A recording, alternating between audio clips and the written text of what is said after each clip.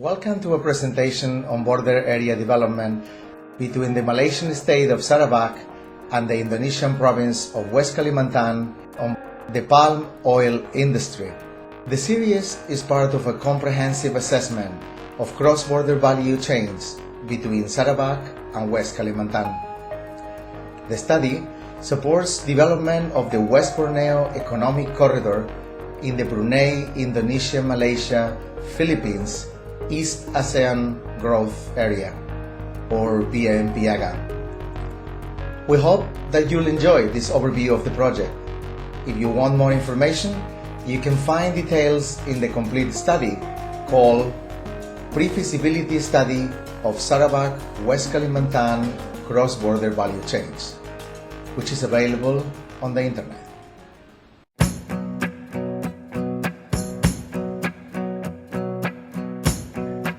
This video covers the palm oil industry and how collaboration between West Kalimantan and Sarawak can improve efficiency, reduce costs, and strengthen the competitiveness of the two territories in this industry.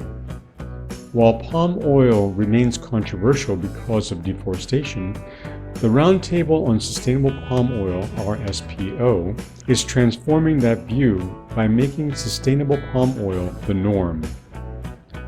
Palm oil accounts for 35% of the global cooking oil market. Indonesia and Malaysia are the world's largest palm oil producing countries, together accounting for 84% of world supplies. The major markets are located in the European Union, the United States, China, and India. West Kalimantan oil palm plantations are concentrated in the northwest and north-central regencies. In Sarawak, oil palm plantations are in the coastal administrative divisions.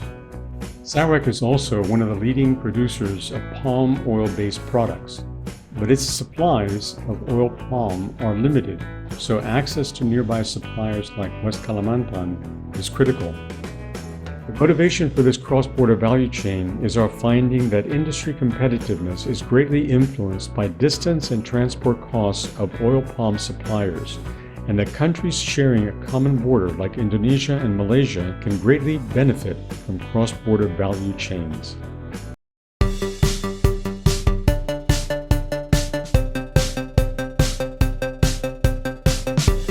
Primary processing or upstream stages of production begin at the plantation level and proceed to the milling stage, where the oil extraction, threshing, and sterilization and certification and purification processes take place. In an oil palm plantation, there are three types of plants. First, unproductive plants, which are not yet in their productive age. Second, productive plants, which are fruit-bearing plants.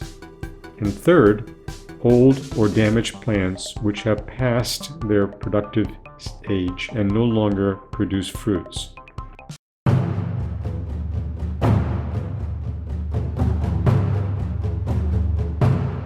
Good and fast transport of oil palm is critical to ensure limited loss of fruit during delivery to the mill.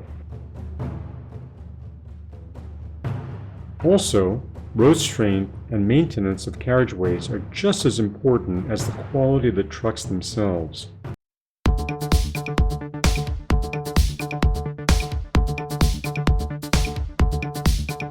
At the palm oil mill, fresh fruit bunches, FFB, is processed into crude palm oil and palm kernel oil.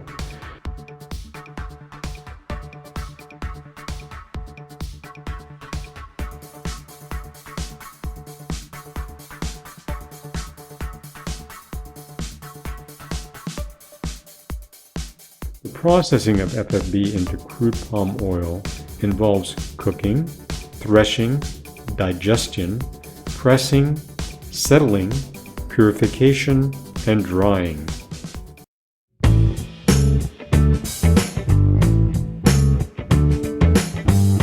The high value-added phases of secondary production occur at higher stages of production in food and health-based industries, and the non-food-based industries related to oleochemicals and branded products.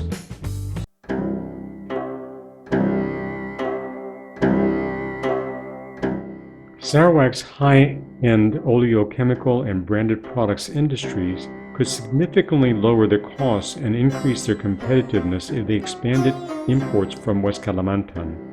At present, Sarawak imports crude palm oil not only from Indonesia, but also from Cambodia, Papua New Guinea, and Thailand. Imports from distant suppliers make little, if any, economic sense. Our estimates of Sarawak's demand for imports of palm oil show that transportation costs are critically important in determining the quantity demanded of crude palm oil.